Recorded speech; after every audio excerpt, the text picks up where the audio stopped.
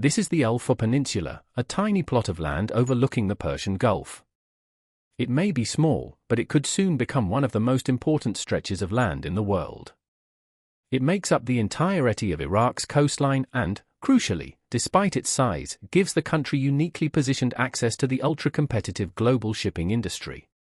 This 20-kilometer stretch of water is at the heart of a plan that could make Iraq one of the most valuable trading hubs in the region, even the world.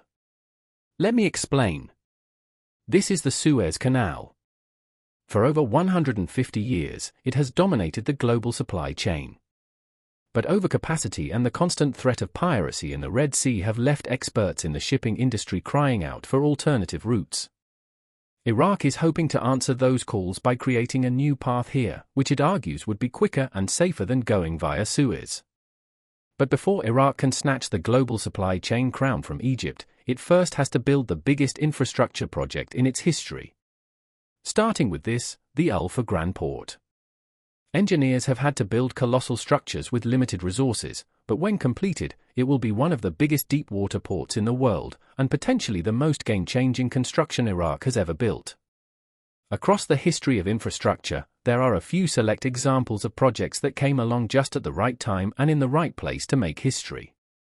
Enter Iraq. Now, to say Iraq has a small coastline is a bit of an understatement. The country's border is over 3,600 kilometers, and just 58 of those kilometers are on the coast. But it doesn't stop there because, to get out to the open ocean, it relies on this tiny 20-kilometer wide window. But for the Iraqi authorities, that could be a golden invitation to enter the big league of global trade because it gives them an opportunity to build the holy grail of international logistics, a deep-water port. Port construction. At the center of the port are two huge container terminals. These consist of an artificial island, which will act as the container yard, while around the outside, a wharf is being constructed, allowing ships to dock. The first phase of construction for the wharf began in 2020. While the terminal islands were constructed from reclaimed land, the wharfs themselves are built over the water.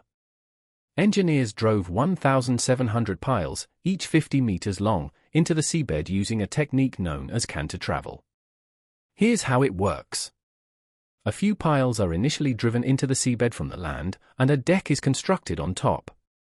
From there, a machine uses the platform to rest on as it drives piles in front of itself while the deck is completed behind it. It's a lot more reliable than other methods, like using a boat, which can be affected by the conditions in the sea. The initial wharf was completed in 2024 and will host 5 berths, which will accommodate the first ships into the port. Managing a massive project like the Al Grand Port isn't just about engineering, it takes serious financial organization, too. Financial management with Odoo. That's where Odoo's accounting app comes in. With Odoo, creating professional invoices is a breeze. You can generate an unlimited number of invoices instantly and keep tabs on payments with automated follow-ups for late pairs. Recording transactions is equally straightforward, thanks to AI-powered features that recognize and input supplier invoice data, reducing manual entry and errors.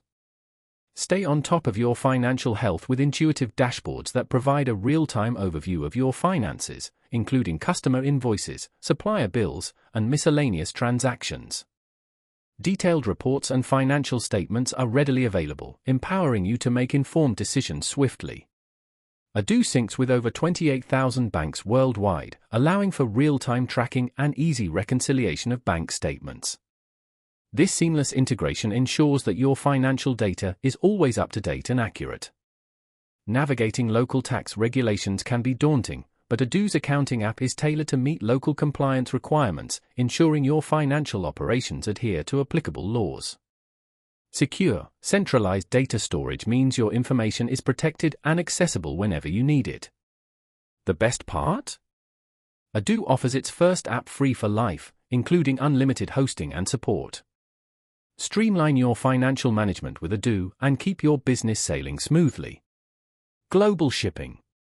Now, before we get any further into this, it's worth pausing for a second to really get a sense of the scale of the vehicles and the quantities we're talking about here. This is the Colombo Express. It's an example of a Neo-Panamax ship, one of the largest categories of container ships on the seas. Imagine taking the Chrysler Building, laying it on its side, and adding a propeller. That's roughly the size of one of these ships without anything in it. This, meanwhile, is a standard shipping container, known in the trade as a TEU. It's the unit the entire modern logistics industry is based on and can hold anything from bananas to iPhones.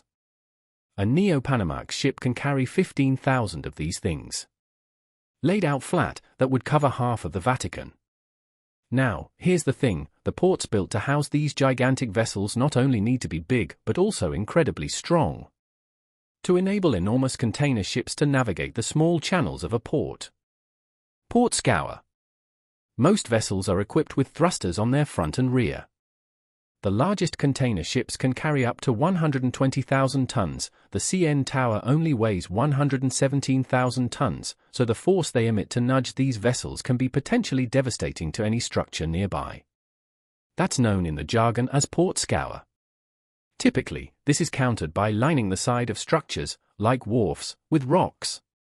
But that presented a big problem for Hull 4. Rocks are heavy, and the area around Ulfa doesn't have enough quarries to meet demand. Because of the sheer scale of the port, importing the amount of rock needed was out of the question, so instead, they turned to an ingenious technology. This is a concrete mattress developed by ProServe. It's an innovative solution to port scour, but it has its roots in a long-standing industry technique, formwork. This works by creating a mold out of a material like wood or metal, which concrete is poured into. Once the concrete is set, the formwork is removed, and the structure stays standing. The concrete mattress follows the same principle. It starts with a fabric container, which uses ties sewn in at intervals to keep its shape. The mattress is laid in place and pumped full of concrete, which, when set, provides the same level of protection against scour. This technique has a number of advantages over traditional rock armor, not least of which being speed. Rock armor is time-consuming to construct and has to be completed before the deck of a wharf is built. But the concrete mattress can be installed at any point during construction. That's important because it means the wider construction progress is less reliant on milestones being reached in a particular sequence. At Hull 4, that was borne out by the first wharf being completed ahead of schedule in just 37 months. But the most important benefit is the enormous saving in materials. This 1.7-kilometer stretch of wharf would have needed armor over 3.5 meters deep, using up to 430,000 cubic meters of rock. That's enough to fill the rotunda of the US Capitol 12 times over. The concrete mattress, on the other hand, was only 20 centimeters thick in most places and used up just 26,500 cubic meters of concrete. Keeping the port structures intact is one thing, but keeping the water deep enough in a dynamic marine environment is another. Water depth. The water immediately around the Hull 4 Peninsula is fairly shallow. You can see from this picture how far out the layer of mud comes into the port site. The water of the port is being dredged to a depth of 17 meters, including a turning basin here and a channel, 400 meters wide and 24 kilometers long, leading out to sea. That's a colossal amount of earth to be extracted. In total, 142 million cubic meters of earth will be dredged from the site, but the marine conditions would soon see that filled back in. Hull 4 lies in a delta where the Shatt al Arab River meets the ocean. The daily flow of the tide pulls sediment from the Shatt al Arab across a vast area. Added to that, occasional sandstorms in the nearby desert blow fine grains of sand out to sea, which in turn gets washed back up into the same area. To stop the dredged channels from simply filling up again, a massive structure was needed. So they built one. This is the world's longest breakwater. At 14.5 kilometers long, it's so huge it needs a secondary breakwater to protect the entrance of the port from waves. The breakwater faced the same issue as the wharfs, a lack of rock. But instead of a next-generation product, the solution was just pure numbers.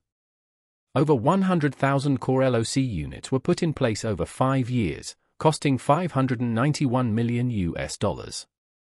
While it might be huge, the size of this enormous structure emphasizes the extent of the sediments washing into the site from the nearby delta. Construction on this initial phase of the project is nearing completion, and the first ships are expected to dock at Hull for later this year. But work on the project will continue for many more years. As well as facilities to accommodate shipping containers, berths are being constructed to transport large, unpackaged goods known as dry bulk. Phase 2 will see the creation of industrial facilities such as a steel mill and oil refinery, and Phase 3 will see the nearby town of Ulfa expanded with new housing, mosques, and a commercial center. It's not entirely clear when Ulfa Port will be running at full capacity. Reports vary, and the General Company for Ports of Iraq didn't respond to our questions, but if true, the estimates are staggering. The Dry Canal. The port will open with just 5 berths capable of handling 3.5 million shipping containers, but that's expected to more than double by the completion of the project. Now, in the global shipping league table, 7.5 million containers a year isn't that many. But when all the goods facilities are finished, Ulfa will be able to process a massive 99 million tons of cargo annually, easily making it one of the biggest ports in the world. That's half of the reason Iraqi officials are hoping the port could herald a new era for the country and even change the balance of power in the region. This is the other half, the Iraq Development Road, a 2,000-kilometer, $19.9 billion motorway and railway linking Al-Fur to Turkey in what's been nicknamed the Dry Canal. Design work on the road only finished in September last year, and the project is not expected to complete until 2038. Still, though, when up and running with the port, it could shave a massive 11 days off journey times compared to the Suez Canal. That's a tantalizing prospect for shipping companies looking to avoid the Suez Canal, and they're growing in number. The volume of shipping there has been hit hard by continued piracy in the Red Sea. Last year, revenue dropped by nearly half as ships chose to sail the huge detour around the Cape of Good Hope rather than run the gauntlet through the Horn of Africa. It also goes without saying that the chaos caused by the grounding of the Ever Given made the problems of relying on a single trade route acutely clear. Egypt's loss, so the thinking goes, will be Iraq's gain. The big prize. It's hard to overstate how much cash and power come from controlling a part of the global shipping industry.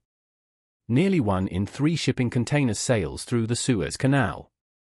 2% of Egypt's entire GDP comes from operating this stretch of water. For Panama, which operates the world's other great shipping canal, that figure is over 5%.